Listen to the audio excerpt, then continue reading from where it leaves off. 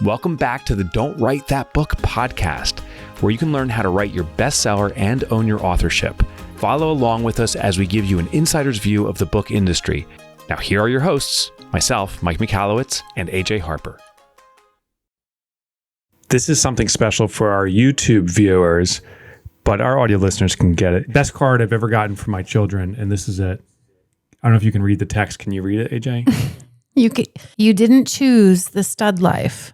And it's this picture of this dorky kid flexing. And then inside it says, "The stud life chose you. Happy birthday." So that's very appropriate for you. So funny. It could be a picture of you. It could be. Dorky glasses. The only reason I know it's not me is because his hair is red and it's a thick mane. But when if I had a picture of myself at this age, I would say he's maybe 12, 13. I wish I was that jacked. So it's just very funny. I adore my children and their sense of humor. So today we're going to talk about how do you know you're done? And this is a continuance of episode 107. This is part 2 for this episode. And we're going to focus in on marketing. I'm joined in studio for this episode, as I am for all episodes, with the one and only AJ Harper. I'm pumped you're here. And it was funny, AJ, I was listening to one of our past episodes and we were laughing about how many people are, I should say agencies, are asking us to be on the show. And it always starts off with, "Your show is extraordinary. Love the show. Best show ever on writing. Would you consider this guest? Or I'd like to submit this guest." And it's like, we've never had a guest. We have no intentions of having a guest, except for Stephen Pressfield one day. So thank you for joining us. AJ, what I admire about you is you are a show up, no matter what the circumstances are, type of person. You just show up every single time. That speaks to your character. Thank you. Do you think though that we should probably sometimes not show up? Good counterpoint. You know, it's like when we were writing The Money Habit, my wife was in the hospital and then it was very serious. Yes. And then because I had been in the hospital with her every day, got the norovirus. That's right. So not only was I dealing with that, I was dealing with the fact that have you ever had it? Have you had it? No, I have not. Oh my God. I've never experienced anything like that. And meanwhile, I'm texting you, had delirious from my bed with like a bowl sitting next to me, like a puke bowl. Oh. And I remember you texted me and said, "You shouldn't even be communicating with me right now. Like the fact that you're trying to work on this under these circumstances is not right." And so I love that you're the one who told me that, because I think that you're a show up no matter what person too. But you know, something I admire that about you as well. I would say I admire that about you the same. Ditto, ditto. I'll take a ditto, ditto. But I bet you could find times when you maybe you should have just said, "Let me pause." There was a award back in grade school called Perfect Attendance. I got it one year. And there's unintended consequences, right? So to get perfect attendance, it means you don't miss a single day of school for the entire year. And I remember as the year was coming to an end, I don't know what grade I was in, but I remember being very sick. And my mom's like, "You need to stay home." And I'm like, "Perfect attendance." Right. And went in, and I, as a result, got 70 other kids sick and through the school. Like, sometimes showing up when you're not able to deliver actually compromises everybody else. Yeah, or just you. Or just you. Yeah, yeah. All right. At any rate, so we admire that about each other. Let's dig into the meat and potatoes today. This is a continuance, like I said, of last week's episode. We're talking about how to know when you're done, and people kind of get in this perfectionism mentality.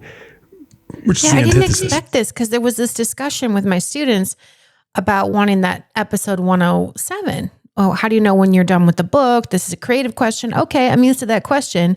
And then Scott Todd, who you know because he's a Profit or Fix This Next derivative author, and also now a simplified author, but he's also my student. And he was in the discussion. He, and then also another student, Sloan, said, well, I want to know about that to do with marketing.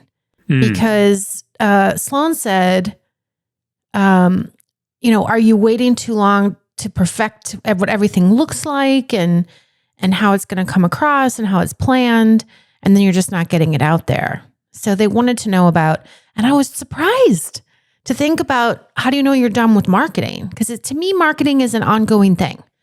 Yeah. How are you ever done? But I think the question was more around, when can you roll that stuff out?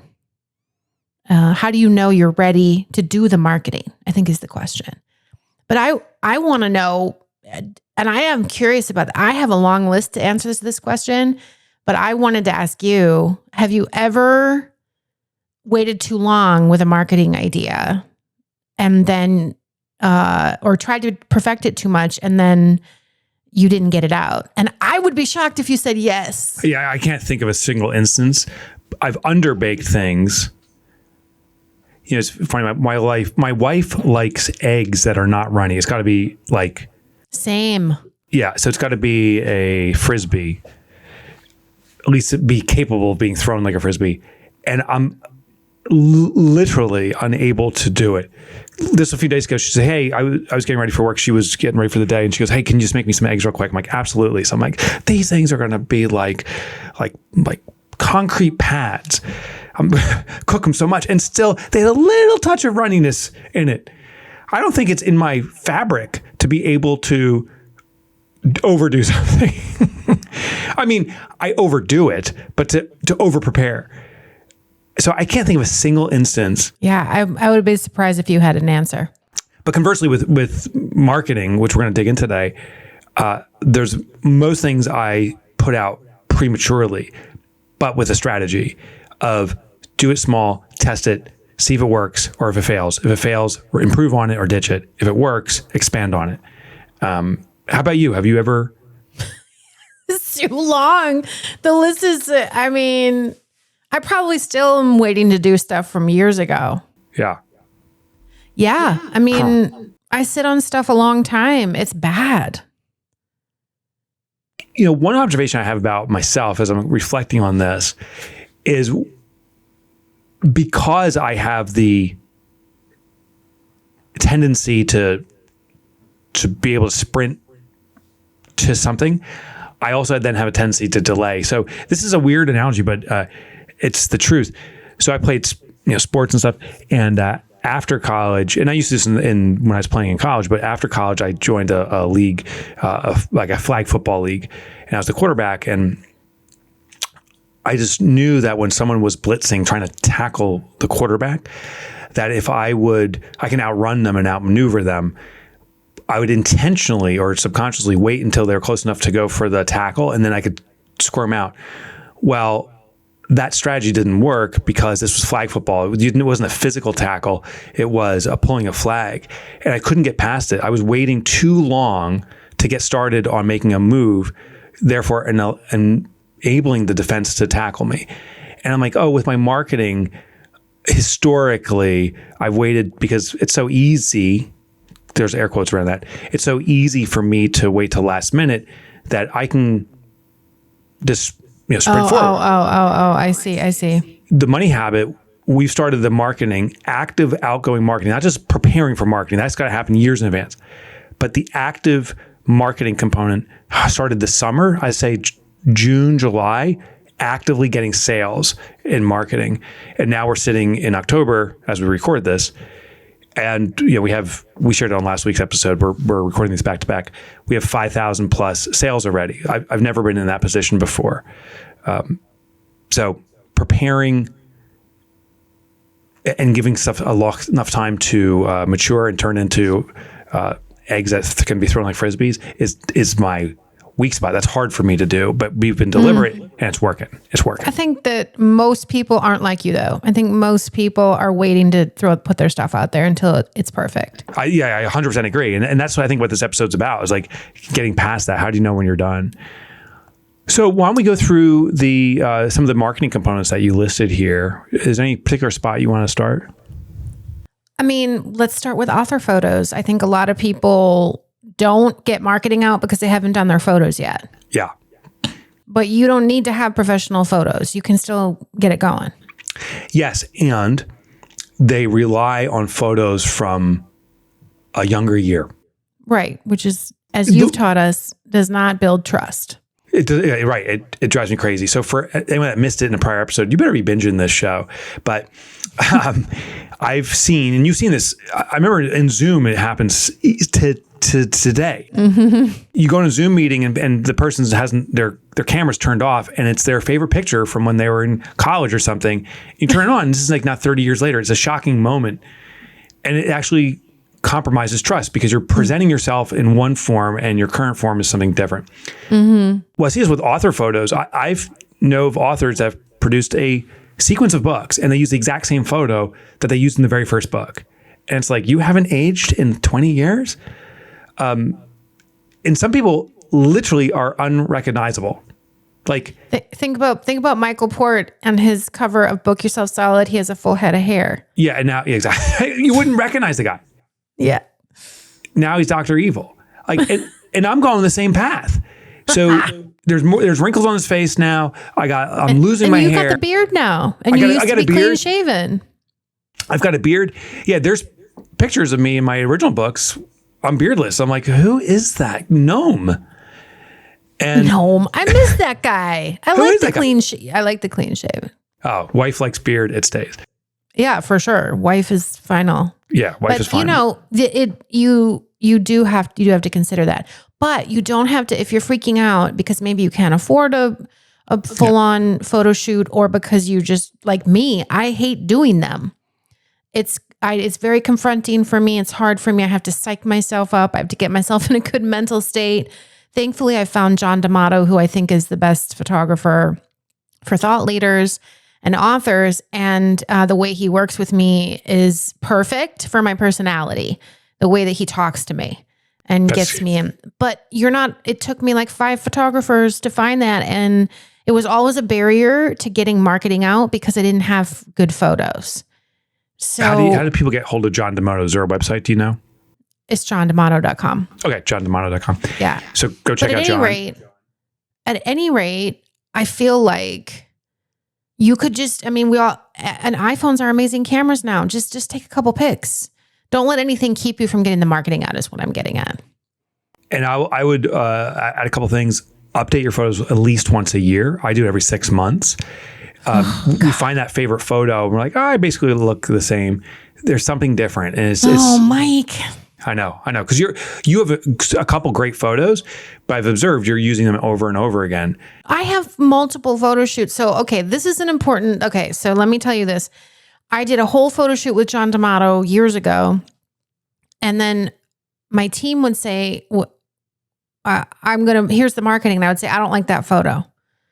So change the photo. So I had a bunch more photos, but I wouldn't let them use it. Oh. Then we did another photo shoot here on the island this summer, and I have hundreds and hundreds and hundreds of photos. And this time I told Sade, I said, use whatever you want. Don't check with me. Don't check with me. Good. And I don't even, and when I see the stuff, it honestly does make me cringe. She says, here's a beautiful photo of you. I'm like, what on earth do you see in that photo? But what I learned was I was inhibiting the process. Yeah. And she needs to be able to do her job and not have to check with me. And so I just pull what you want. I don't care. If you think about social media, consume it or not, you know this, it would be crazy to have the same post day in, day out. Like that's the one photo and one post, that's all you do day in, day out. It's the variety and the currentness that makes social media so consumable. Well, everything is social media. Even a picture on your book is a form of media, and it's consumed. And so that needs to be freshened up. Now, I'm not saying once you have a printed book, you got to update the book in that photo every print run. No. But I am saying, like, on your website, which I think we should talk about next, and other elements, you need to have updated photos. There's one last thing I want to talk about with photos, and it's a concept I call frequency. What I mean is the more frequently someone experiences you, the frequency in their mind is blurred if they actually know you. So the more often I see you, the more comfortable I am with you, and it builds connection. The more variability, then there's an even stronger connection. So if I see the same picture of you over and over, I'm like, oh, I'm familiar with that one picture. But if I see over time hundreds or thousands of different pictures of you, now I feel greater connection.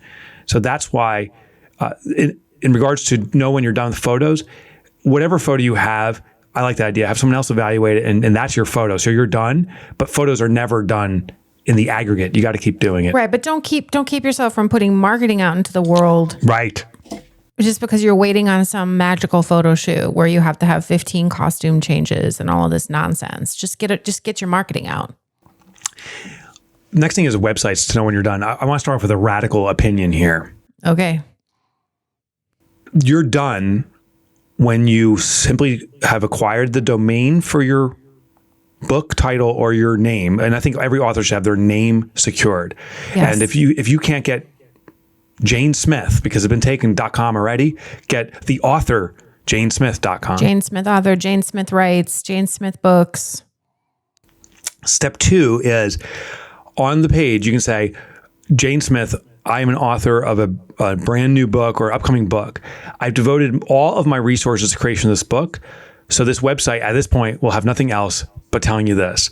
Please give me your email address so I can give you an update when the website has more content and my new book comes out. I will tell you, that's my radical opinion, that that's an adequate website as opposed to a partially developed one. Have a completed, simple, basic website that costs you nothing beats a partially completed, or the worst is error 404, website not found, or domain inaccurate, or whatever it says. What's your opinion? I agree. I think what I tell people to do is once you have your book fundamentals, your reader statement, core message, and promise, you can just use them on your, to build the, just fantastic. Put those 3 up, get people, ask them to be on a waiting list, and be done. Don't put the book title though, because let me just say that. Don't put the book title. So don't wait for the title to have that, because number one, as much as you love it, you're like, the chances you're going to have to change that title are high. So you don't want people to start affiliating, thinking of that book title. It's more about who it's for and what is the message. I learned something new just in the last day or two from a person named Sandy Waggett. If you don't know who she is, she does websites for authors and personal brands. It's MSW Interactive is the website. She's like, oh, Mike, is your schema updated? I'm like, well, I don't even know what a schema is. She goes, an author website needs to have a schema, which is identifying code that the user doesn't see, but the crawlers, the robots, if you will, see. And it tells them explicitly what the content is about. So it gives context. And she goes, SEO is so yesterday. It's now AEO or something. It's artificial engine optimization. GEO, I think, generative engine optimization. Okay, it's GEO. And she goes, the schema helps educate those systems. And the authors who have schemas on their website are getting discovered by these engines and getting proper accreditation for their work. And if you don't have it, our AI is going to scroll or scan your website, but may not give you proper accreditation. So it's like, oh my gosh. So MSW Interactive, ask for Sandy Waggett, say Mike sent you, and I'm sure she can help you out. So what we do? Listen, my website is, however, since we started, like 17 years old, and it's been updated and changed and morphed over time. And we actually just did a whole fresh release of the website last month. I saw that. And we're testing things out. It's getting even better results for us. And we missed this big schema part. So the website, I think, is done and function, but it's similar to photos. It's done, but it's never done. And so my question to you, AJ, is when do we say just move on from that and tackle something else on our task list? Well, okay. So don't wait and get something up right away, like we just said. Something about the book up right away, and then you can evolve from it. But what do I think is good to have at launch? I think making sure that you have the book cover on the main page, that you have a clear book description and book fundamentals, that you have endorsements or blurbs related to it. If you don't have them yet, you can get them from advanced readers or from colleagues, or not colleagues, but clients that you serve or people you work with. I think it's also helpful to have a great bio page where you also have downloadable multiple length bios that people can use to write about you or to learn more about you. I think you need a media page that shows that media that you have participated in, whether it's podcasts or speaking or broadcast or even print media, but also a place for people to download, again, the bios, your headshots, any pertinent information. If you're going to do a press kit, a digital press kit, any of that, I think you should have a media page. And then make sure that you have buy links. This is something that most authors forget to do. They don't put all the buy links on their website where you can buy the book in multiple locations. And something authors also forget to do is put info about bulk buys. The person who does this the best, I think, is Phil Jones.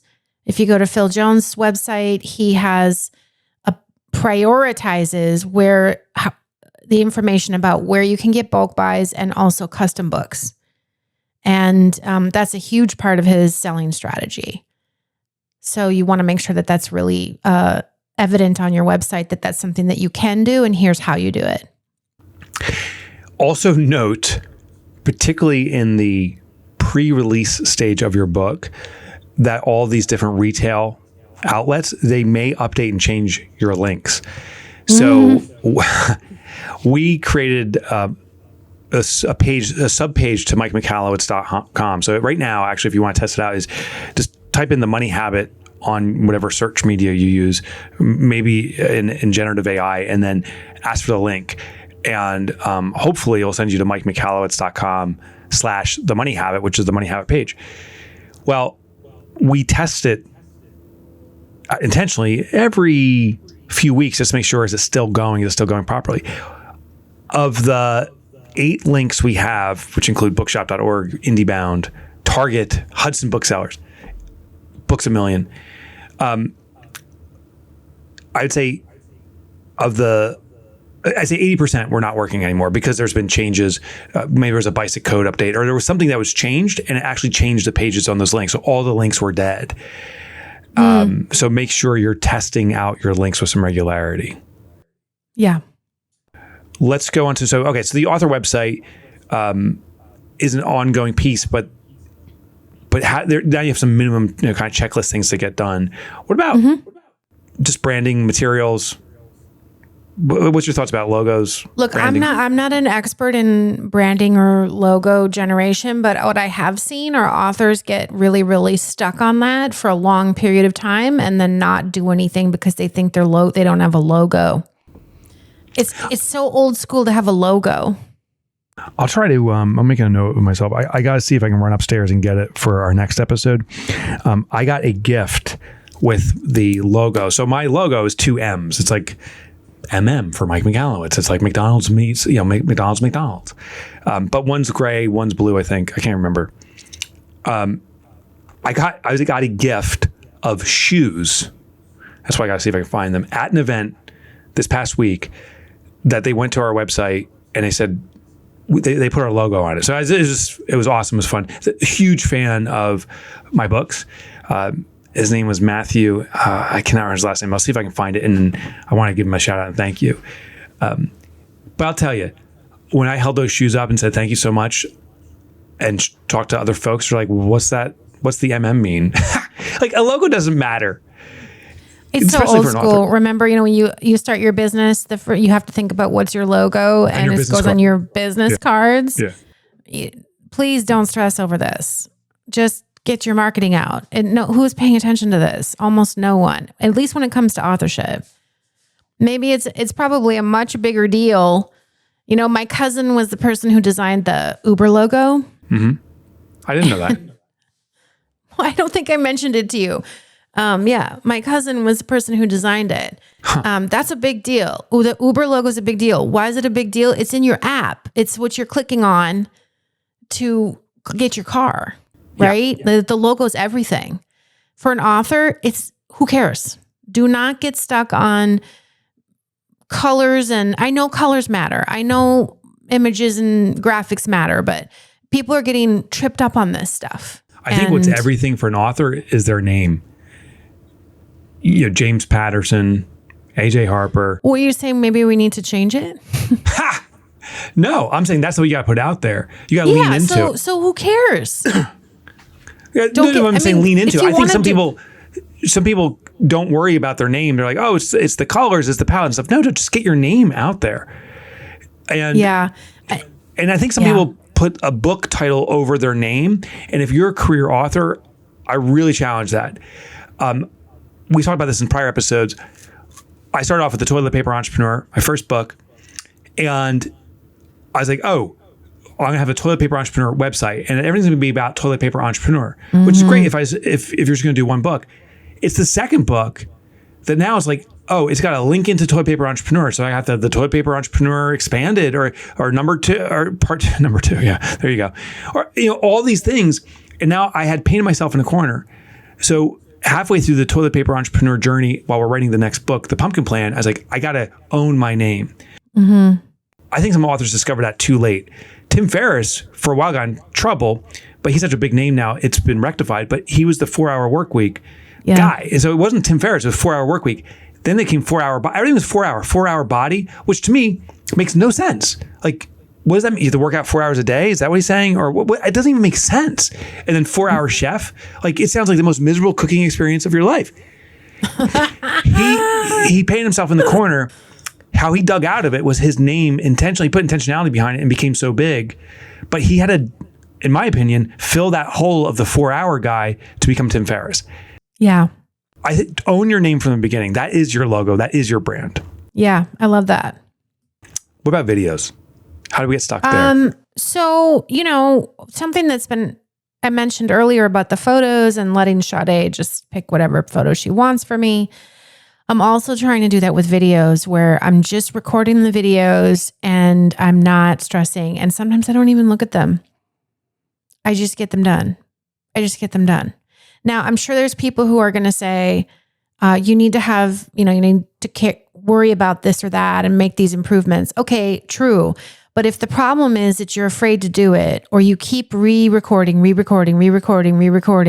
and then your stuff never gets out, that's worse. So, I'm sure there's people who are correct that the background can be improved, the diction can be improved, the breathing can be improved, everything can be improved. All true. But if what's happening is you haven't put any video out, like me, I don't love to record video. And so I'm hampering Sade, my marketing person.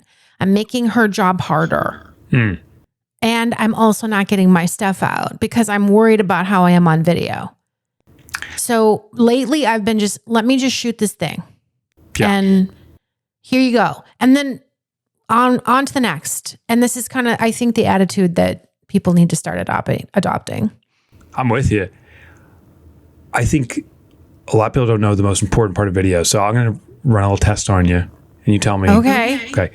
So the most important part of video, is it where I am on the screen? So my eye level that's option 1. Option 2, is it the lighting, meaning how well it's lit? Option 3, is it the audio track? Option 4, we'll say, is it all the above? What do you think is the most important part of video? Lighting. It's the audio track. Okay. People will forgive horrible lighting, and you've seen these videos, graininess.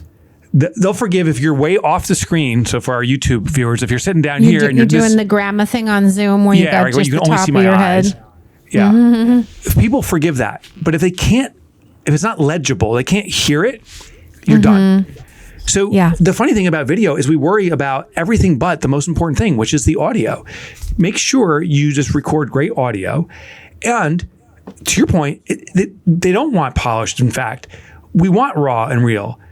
We're doing it right now, AJ. We're producing content for our respective author sites, our collective project. Don't write that book. Make sure you're a subscriber. And we're producing it right now live, the video, but it's almost secondary to the most important part, which is the audio. So I invite people to put quantity of content out there with quality components, but don't worry about the quality of the video, in my opinion, unless it's a marquee piece. So when we launched Get Different, our launch video was this very different launch video for a book. It was us dancing and all this different stuff. And that we spent hours and hours nailing it down, and it was a great video. And it did well. When we did the Pumpkin Plan, we spent hours and hours doing a video about the one nut guy. We hired an actor. My God. We hired an actor. He was great. Yeah, he subsequently passed away, unfortunately. He was an elderly guy. He had to play that character. My favorite scene is me spooning him in the bed. I still remember that shoot. It was a great day. It was a great day. Peter was his name. I can't remember his last name at the moment. But there's certain things that will be marquee pieces. Of course, those you need to spend adequate time on. But if you try to spend a lot of time on every piece, you're not doing it right. You're done the first pass is completed. You're generally done. That's my opinion. Yeah. Okay. Other marketing stuff. Newsletters? I mean, I think you're sensing the theme here. Like the theme, like newsletter is another one. People always say, I don't know what my topic should be. I don't know what this should be. I'm worried it's supposed to be perfect. Yeah. I was just talking with a colleague yesterday, and they have a Friday newsletter that's just 3 things that she likes. And she said, it's not even necessarily, she's a writer. It's not even necessarily related to writing. She said, it might be about lip gloss. And then maybe also something about writing. I don't know. It doesn't have to be 2,000 words. It doesn't have to be 100 words and perfect. You don't have to do the James Clear 1, 2, 3 thing. You can do whatever you feel like doing yourself. And, with my own newsletter, like right now it's Thursday, October 23rd. Tomorrow we are packing up and leaving the island for the season and driving back to New York. I'm not sure I can pull off a full newsletter tomorrow because I should have had it written a week ago, but all these preparations to get out of here. I'm going to put something out, but it might be different. And so it's okay. It might just be me saying farewell to the island. I'll be back with my best tips next week. Is that better than me completely skipping? Yeah. Do I have to worry if anybody's really going to care? No one cares. It's fine. No one cares. No one cares. What's interesting is I think the biggest value a newsletter offers that we don't even consider is it's a top of mind. It's a reminder. So it hits someone's inbox and they may simply say, oh, AJ sent our thing. I'll read it later. And maybe they never get to it. But for a moment they said, oh, I haven't forgotten about AJ. And she hasn't forgotten about me. She hasn't forgotten about me. Yeah. Yeah. And so I think people get a little too uptight about something being perfect. And then it holds them up from I do it all the time. Listen, I can almost hear my team right now going, are you listening to yourself? AJ, are you listening to yourself? Can you play this message back for yourself? Could you imagine it? I'm serious. I'm going to get a text once they listen to this. They're going to be like, are you listening to yourself? They're just going to quote me. Because I have this hang up, I can tell other authors, ship it, do it, get it done. And then for me, it's harder. Yeah. Very, very human of you. Hard to let go. My sister-in-law was here. My brother-in-law, I call him my brother-in-law. He's not my brother-in-law. It's my sister-in-law's husband. And he's in the military. He's heading over to Baghdad. There's a U.S. embassy there, and he's going to be a guard at the embassy. He's actually going to oversee the guards. So we're saying goodbye because he's going to be there for 90 days, and you come back for 30, you go for 90. And we're sitting down for dinner, and she goes, oh, I love the newsletter. And I'm like, what newsletter? She goes, Money Simplified or Simplified, the Money Habit. And I said, why do you love it? She goes, you send it every week. Money Monday, we get it. And I sit down with the two kids, my niece and nephew, and we sit down, we go over these little money tips. And she goes, it's become like a point of conversation at dinner every Monday. I literally had no idea she did that. And she's like, oh, we've been doing it for 6 months now. So it's interesting. I think I've been looking for the feedback. Is this newsletter really working? And what I'm looking at is the only measurement I have is it open rates, click-through rates? There is consumption of your content that's out there that's happening that you'll never be aware that's happening. So I think some people give up too soon too. They say, well, the newsletter, I don't know if anyone's really reading this thing. And they are, and it's having an impact. And then to the flip point, you're done when you have a piece of content that you feel is of service. It doesn't need to be perfect or polished. And shame if you're not getting that newsletter out there because those moments aren't happening. So get it out. It's the same with almost all the marketing that you do, because if you're tracking, I think that's the key thing. If you're tracking to see if it's working or not, then you can always tweak and adjust later. And people obviously are not going to remember that that 6 months ago, your newsletter was like this and now it's like that. I mean, maybe some diehards would, but honestly, what you care about, most people don't care about. Which, let's give it another you're done on just general written content. I remember you and I were at the Cookie Factory. I'm sure we've referred to it before, but the quick primer is when I became an author, I wanted a space, but I had no money to afford it. So I reached out to a great colleague and friend, Howard Hirsch, and he said, yeah, you can have an office in my factory, which was a cookie factory.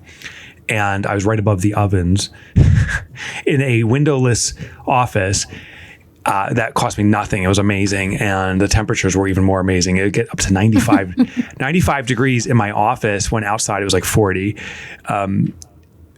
Well, one thing, we sat down and you and I were working on that whiteboard, which was a side of a shower. So we took a shower. Jeremy Smith, who was working with me at the time, took a shower side and mounted it to the wall and then put turtle wax on it from for a car. And it became this whiteboard that cost like $15 to make.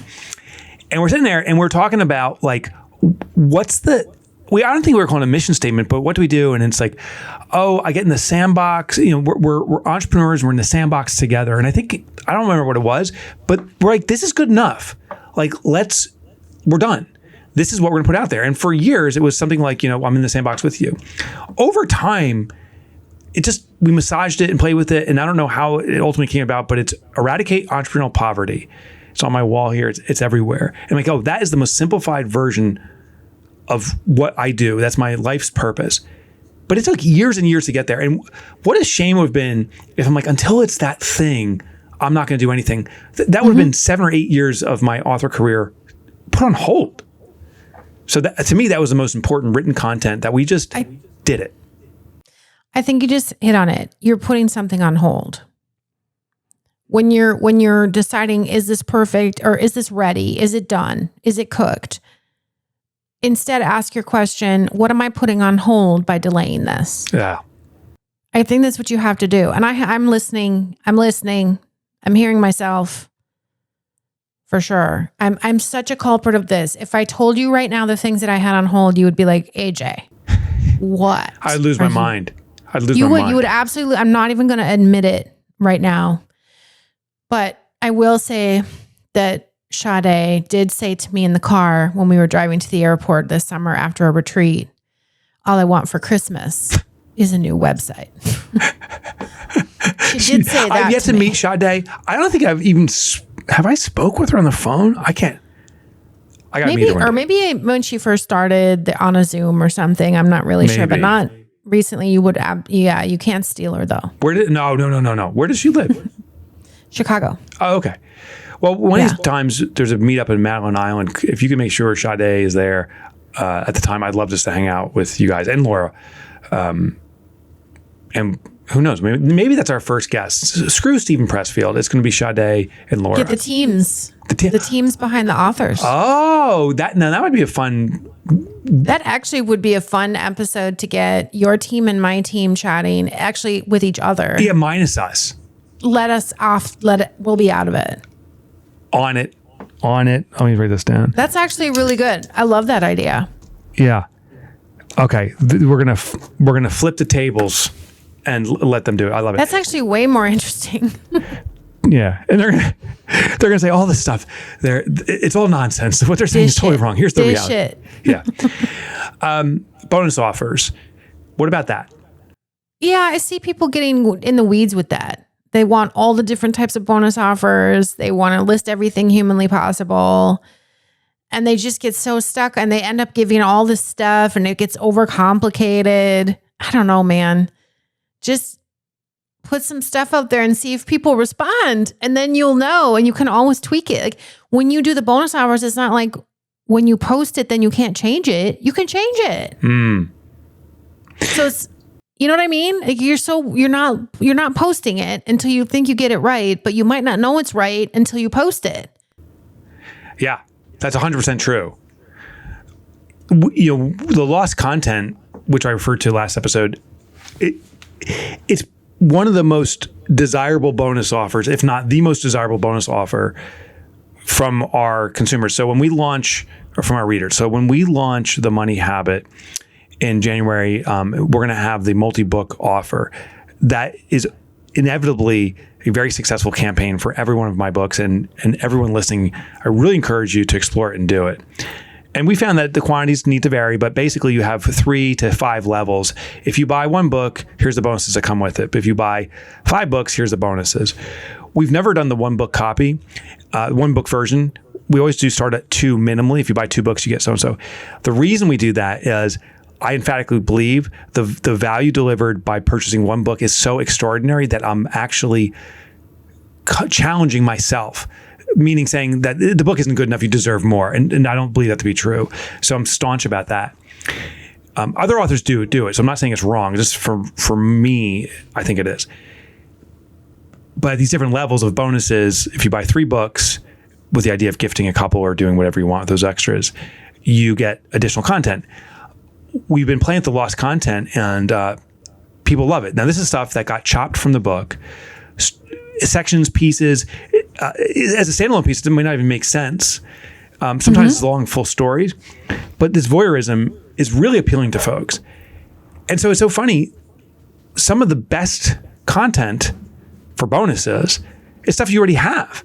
You're done before you even got started. It's just there. I think other bonus offers, like anything that's behind the scenes. So sharing some of the journey. Another thing we did was we did all the covers. I can't remember. I think for the Money Habit, we're doing it too. A video of where the cover first started, and you watch it morph over time. Peter Cockling did that video for us. I love that. That's so cool.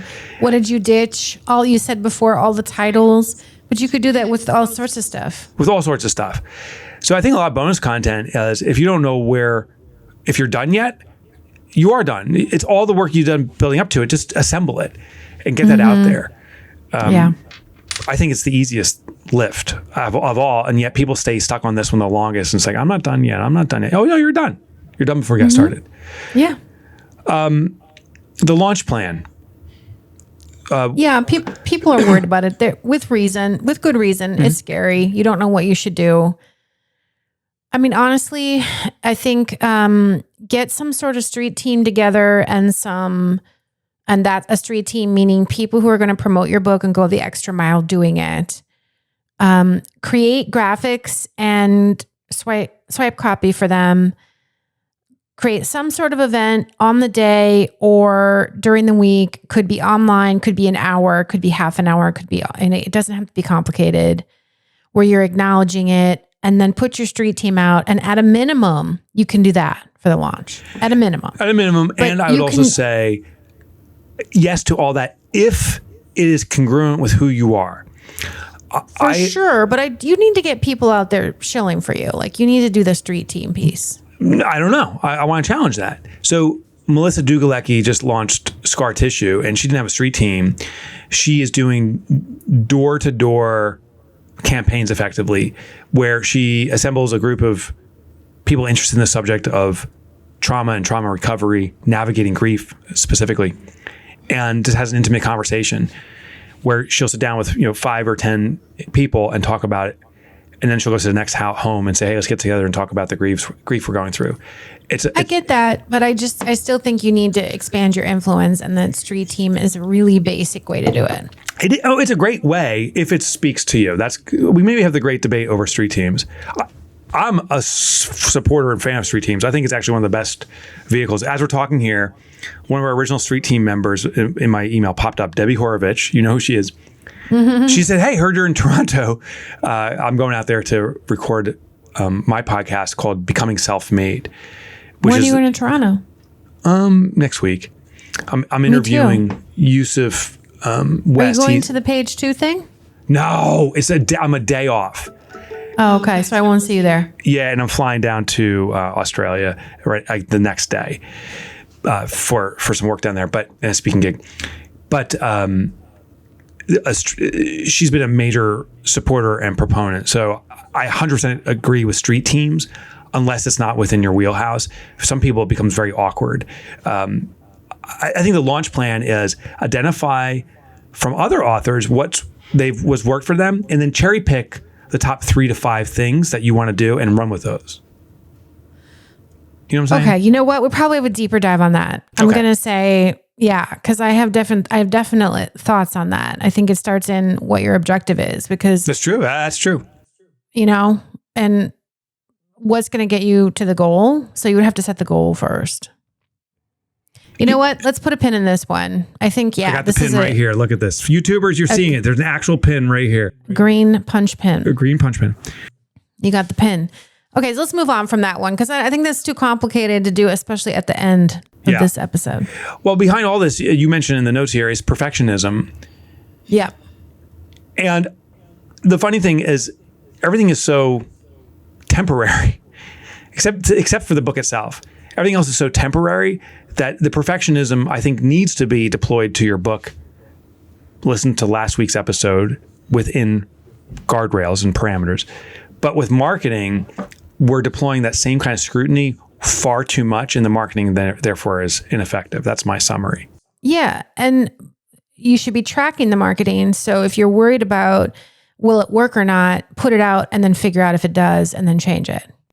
Hey, you have this note about Sloan saying something. What's this all about? What's the saying? Oh, yeah. So Sloan is one of the people who inspired this episode. And she said, do C students do better than A students? Meaning they're not putting as much effort into it.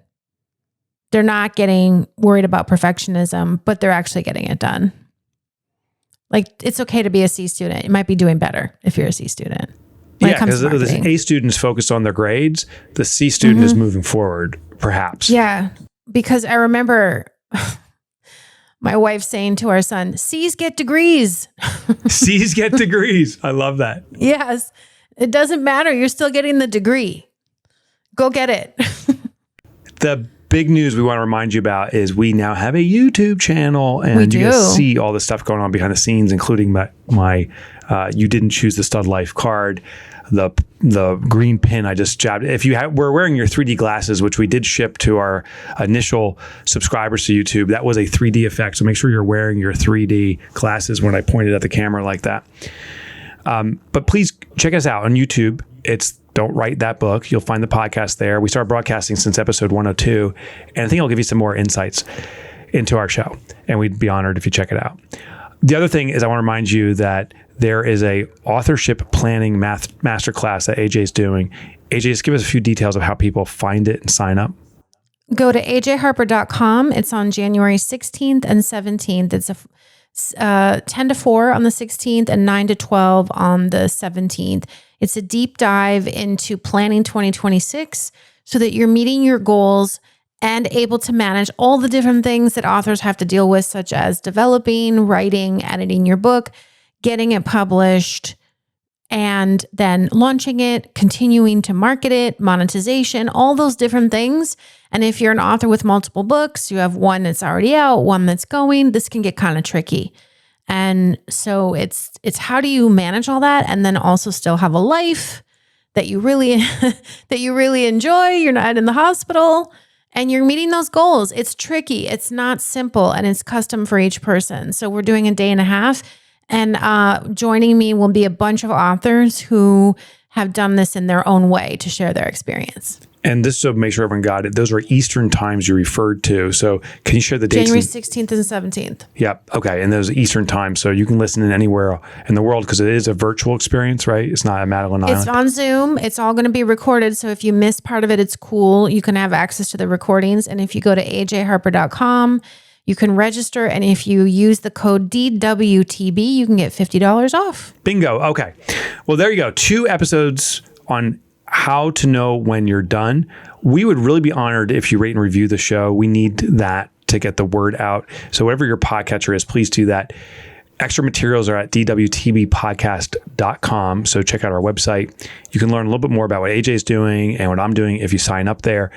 And any questions, comments, or show ideas you have, we're taking those. So you can email our producer behind the scenes for the show is Adela. That's my daughter. You can email her at hello@DWTBpodcast.com. She's working with Sade and Laura. And I made the note, AJ, we're going to see if we can convince the teams, all of them, to come together and have the great debate over us. Yeah, we'll just stay out of it. I know. And then we just run away. Thanks for joining us. Remember, don't write that book. Write the greatest book you can.